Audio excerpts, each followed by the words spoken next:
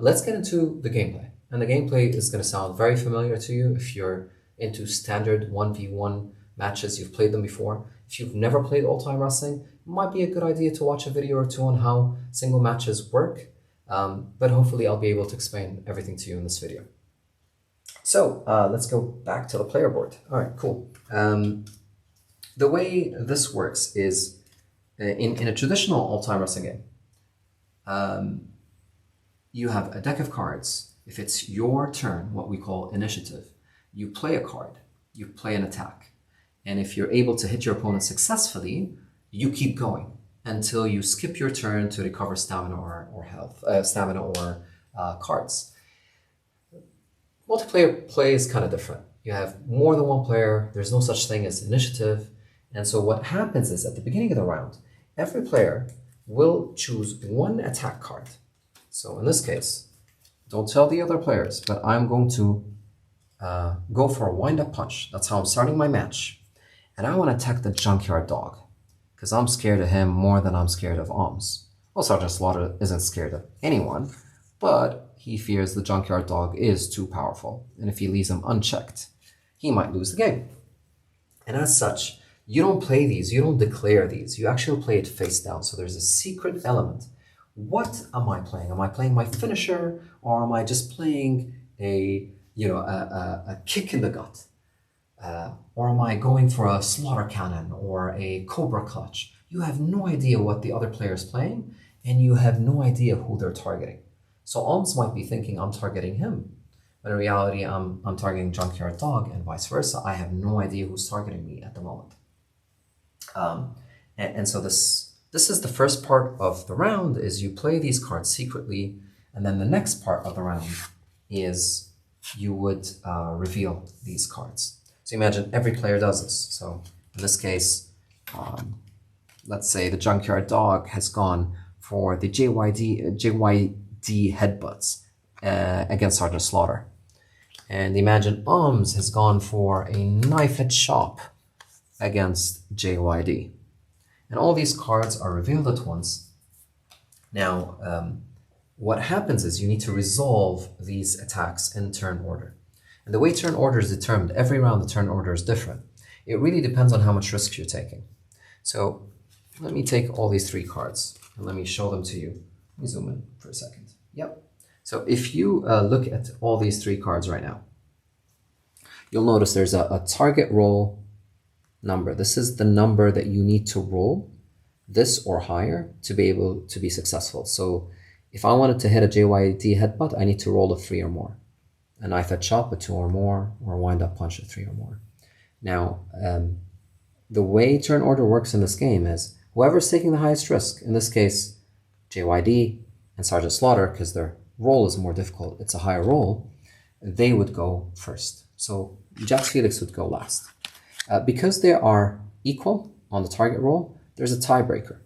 And the tiebreaker here is the opponent or the wrestler's health. So the lower health you have, you actually are able to break the tie if you've played a card that has the same target roll as your opponent.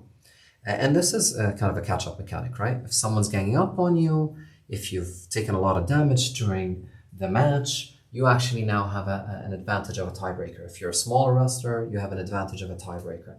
And this, at the beginning of the match, it might not make as much sense, but if two people gang up on you pretty heavily, you now have an outing, and you have the ability to go first when you want to attack them big.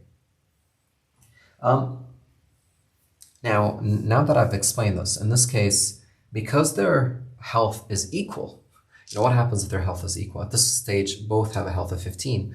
You just roll a die and you see who has a higher roll, which in this case is JYD. So JYD attacks Sergeant Slaughter first.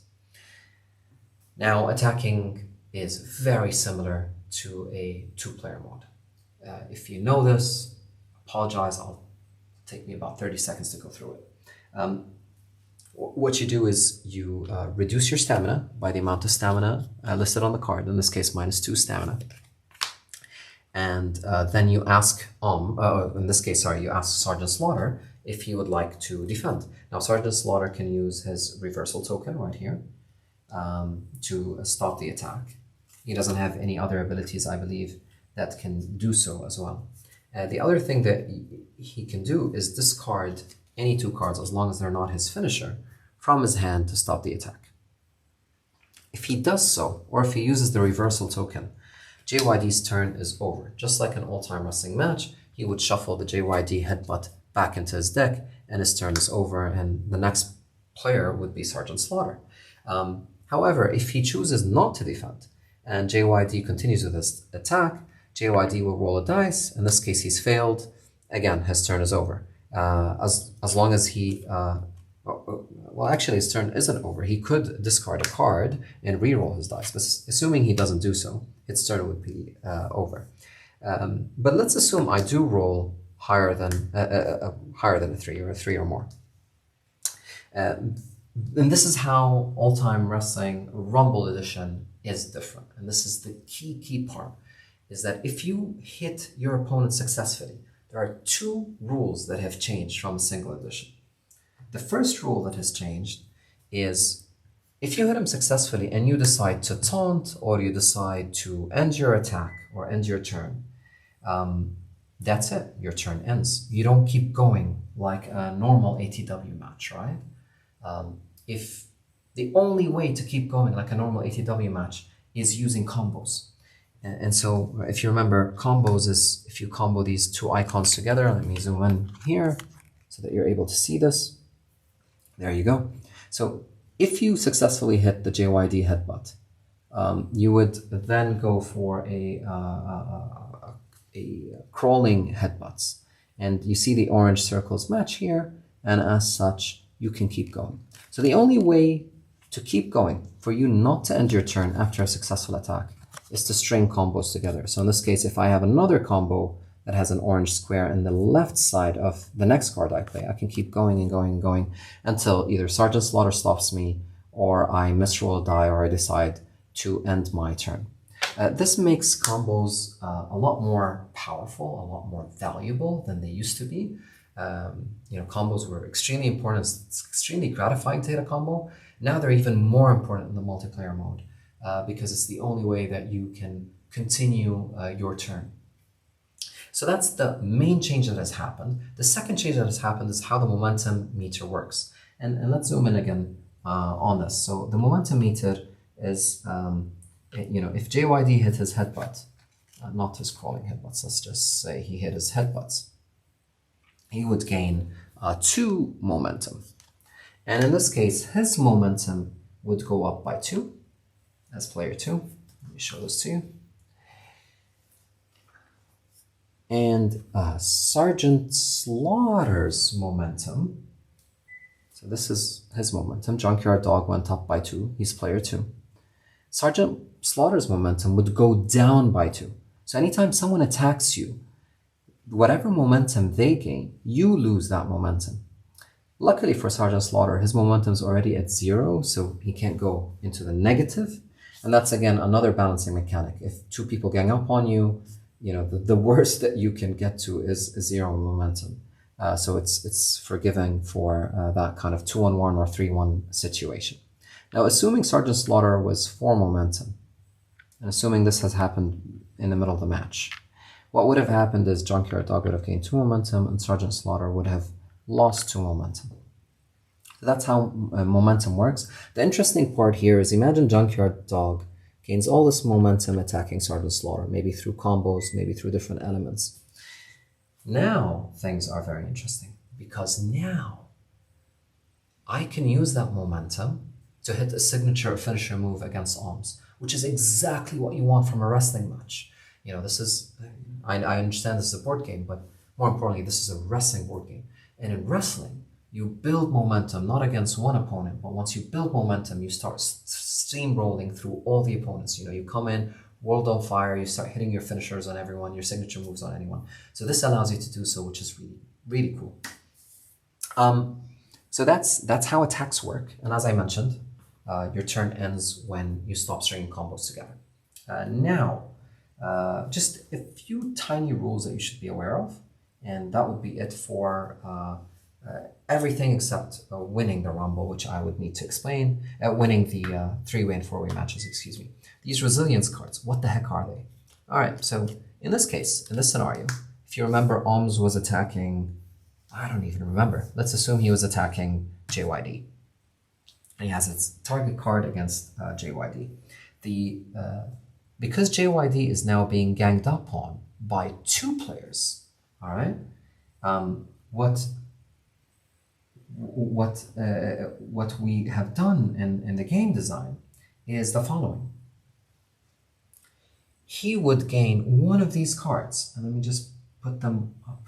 Hold up. He would gain one of those resilience cards. The next time he's attacked, so let's assume JYD is attacked by this knife edge chop, and it's successful and it does 1 damage to him. Instead of reducing his health by 1, he can spend this card, and as such negate the damage he's taken. Now this doesn't make the attack unsuccessful. He still loses momentum. The opponent can still combo, but at least reduces the damage that he suffers from such an attack. You have to cash them this round. If at the end of the round you haven't used these resilience cards, then you would lose them at the end of the round. So you can't just save them for later. You get 2 resilience, i.e. you negate 2 damage, as if you're in a 4-player game and 3 players gang up on you. So that's how you would gain that. You don't need those for a 3-player mode.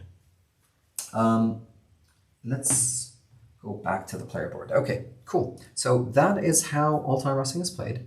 Now, the really, really cool addition that I'm so excited to show you guys is how winning the game works. So we all know that winning the game happens when you hit one of those bad boys. Let's zoom in on Om's finisher, Go to Sleep. You know, Om's came up with this move, as you're all aware. And it does 6 damage and gains them 3 momentum. It's a finisher, and more importantly, it has this pin icon. So whenever you hit one of those moves with a pin icon, you're able to pin your opponent. What's different about a multiplayer mode?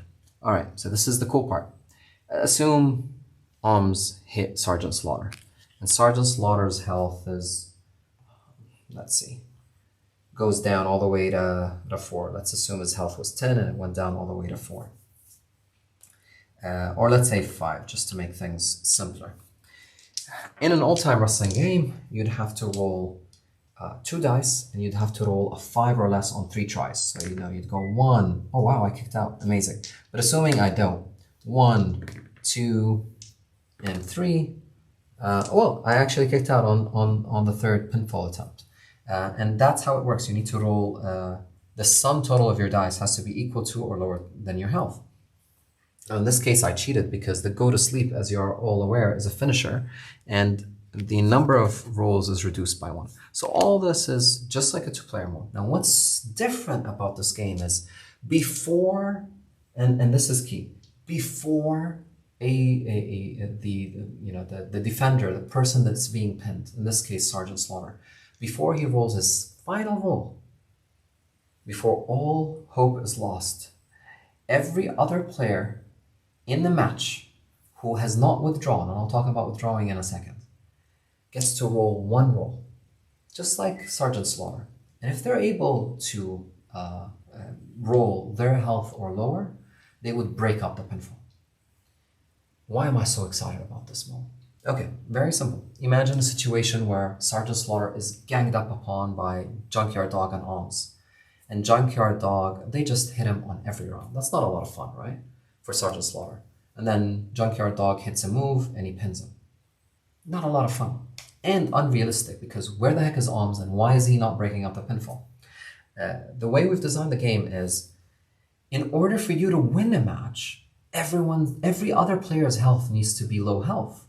Because every other player gets to the chance to break up your pinfall. If you're pinning Sergeant Slaughter, whose health is 5, but Junkyard Dog's health is 15, he's going to be able to break up the pinfall easily. And this is where it's so important in a multiplayer mode that you can't just keep attacking the same wrestler over and over and over again and gang up on him. You can do that for a few rounds, but eventually you need to hit one another, just like a 3-way match, just like a fatal 4-way match. And in doing so, Sergeant Slaughter has the chance to recover. So in this case, even if the Sarge's health was at 1, which is, there's no way he's kicking out. Before the final roll, Junkyard Dog would get a roll. Let's assume Junkyard Dog's health was 9. He would roll, he got an 8, and he would break up the pinfall. Junkyard Dog gets 1 kick out attempt, 1 roll. But imagine if Junkyard Dog's health was also 3. So, the match has gone on longer. Oms had dealt Junkyard Dog damage. Sergeant Slaughter has done so as well. Then Junkyard Dog would have failed on the breaking up the pinfall, and Sergeant Slaughter would have failed to kick out, and Oms would have won the match with a go to sleep. So I hope that makes sense in terms of why we've designed it this way, where every other player in the match gets this chance to break up the pinfall. And if you've been unfair, if you've been just ganging up on one person, you're never going to win the match, because the other fresh wrestler is always going to be there to break up your pinfall. So that's basically the rules. As I mentioned, this card does a great job in summarizing everything, and also summarizing the winning conditions at